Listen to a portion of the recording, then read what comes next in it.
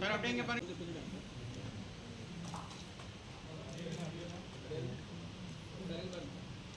அண்ணா இங்க பாருங்க.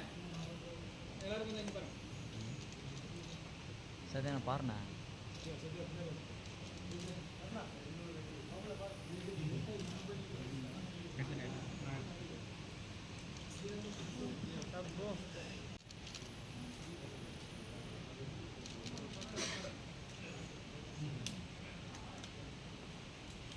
I feel really proud and happy to be a chief guest of this Kaliyattam song release inauguration function.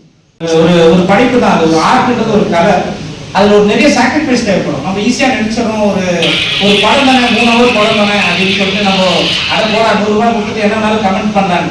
அதை தாண்டி அதுக்கு பின்னாடி நிறைய பேரோட வளர்ந்துட்டாங்கன்னு வச்சுக்கோங்களேன். ஒரு டைரக்டர் வளர்ந்துட்டாங்கன்னா அதை கமெண்ட் அடிக்கலாம். ஏன்னா அவங்களுக்கு கோடி கணக்கில் ப்ரொடியூசர்ஸ் வந்து பேமெண்ட் கொடுக்கறதுக்காக அடுத்த கட்டத்தில் வெயிட்டிங்ல இருக்காங்க. பட் ஆனால் ஒருத்தர் வளர்றாங்க தெரியுமா, அப்போ அந்த ஸ்டார்ட் அப் ஒரு இது தேவை. நம்ம ஊர்ல இருந்து ஒருத்தர் வர அந்த படத்துல ஏதோ ஒரு சொல்ல வராரு.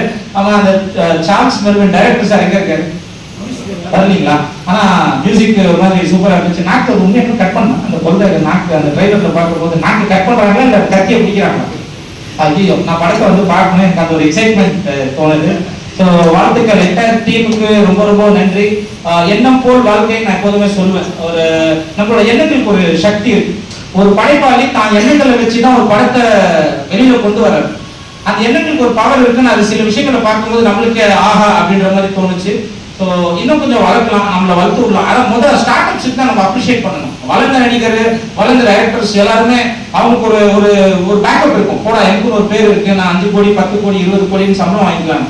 பட் ஆனால் ஒருத்தர் ஆரம்பிக்கிறாங்கல்ல, தனக்குள்ள இருக்கிறது எல்லாத்தையும் விற்று ஒரு மனுஷன் ரொம்ப அடிபட்டு தனக்குண்டான அந்த படைப்பை எடுத்துட்டு வந்து சேர்க்கணுன்றது ஒரு இது இருக்குல்ல, அதை நம்ம அப்ரிஷியேட் பண்ணலாமே. கொஞ்சம் நம்ம எல்லாருமே கொஞ்சம் அதை லிஃப்ட் பண்ணலாம். ஒரு டைம் பார்க்கலாமே. 100 ரூபா 150 ரூபா நம்மளுக்கு ஒன்றும் நம்ம ஏதோ அது 150 ரூபா பெரிய இது நினைச்சிருக்கோம். நம்ம இப்போ ரிவ்யூஸ் கிரிட்டிக்ஸ் எல்லாம் பார்த்தோம்னா சினிமால என்ன வேணாலும் பேசலாமா? அது ஒன்றும் புரியல. ஒருத்தர் கஷ்டப்பட்டு வரும்போது அது ஒழிப்பு பாருங்க.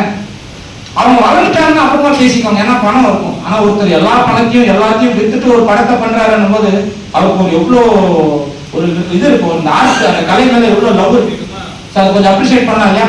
ஸோ ரொம்ப ரொம்ப நன்றி.